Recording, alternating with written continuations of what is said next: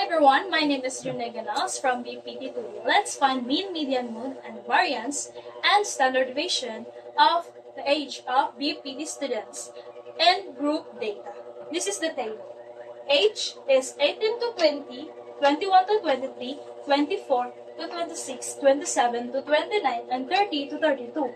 Frequency 8, 10, 2, 4, 1. Total of 25 students. Median 19, 22, 25, 28, and 31. Frequency median. We multiply frequency times median. 8 times 12 is 247. 10 times 22 is 110. 2 times 25 is 50. And 4 times 28 is 112. And 1 times 31 is 31. Class frequency is 8. I-move na to siya dire. Dayon, 8 plus 10 is 18. 18 plus 2 is 20. 20 plus 4 is 24. And 24 plus 1 is 25. Let's move into mean. Total of frequency median over frequency, total of frequency is 550 and divide 25 equals 22. Let's move into median. This is the formula of median. L plus N over 2 minus class of frequency over frequency H. 20.5 plus 25 over 2 minus 18 over 10 is 3. 2.5 plus negative 0.5 over 10 and 3. Negative 0.5 times 3 is negative 16.5. Over 10 is 1.65. Plus 2, 20.5 is 22.15 median. And let's move in mode. L plus F1 minus FO over 2 F1 minus FO minus F2 and H. Makuha na to ni ang F1 is 10.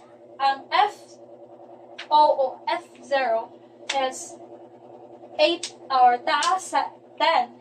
Ang F2 is ubos sa 10. Ang H is ang running 18, 19, 20. Tulo man siya. And ang L is tungod pa na siya. Ang 10 is tungod sila sa 21 to 23. And atong minusan sa ang lower boundary sa minusan na to 0.5. May mo siyang 20.5. Nganong 20.5 siya?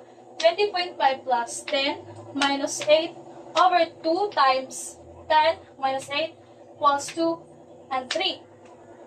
10 minus 8 is 2 equals 2 times 10 is 20 and minus 8 is 12 minus 2 equals to 10. 2 divided by 10 is 0.2.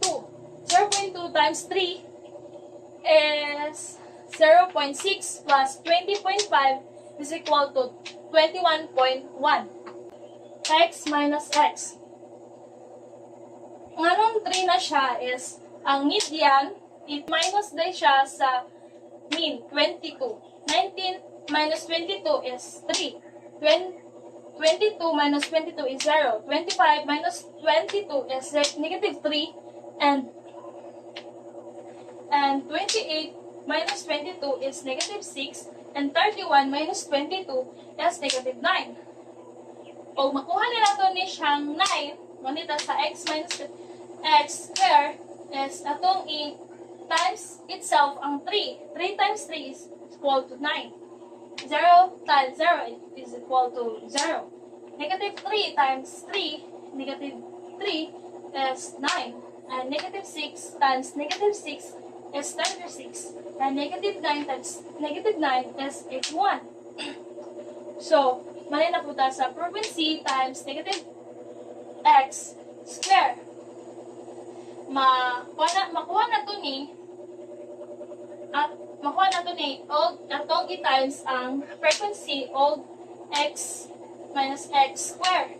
9 times 8 is 72, 0 times 10 is 0, and 2 times 9 is 18, and 4 times 36 is 144, and 1 times 81 is 81. Ang total ang total niya is 315. Ang higher boundary is 30 minus lower boundary is 18. It's equal to 12. So let's move to variance. S is equal to total of frequency times n negative times square over n minus 1. And kani is mo ni siya.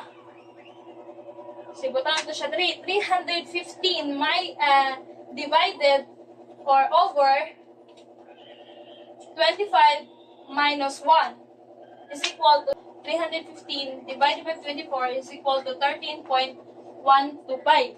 Ang standard deviation is square root na siya sa variance. So, 13.125 is equal square root to 3.622.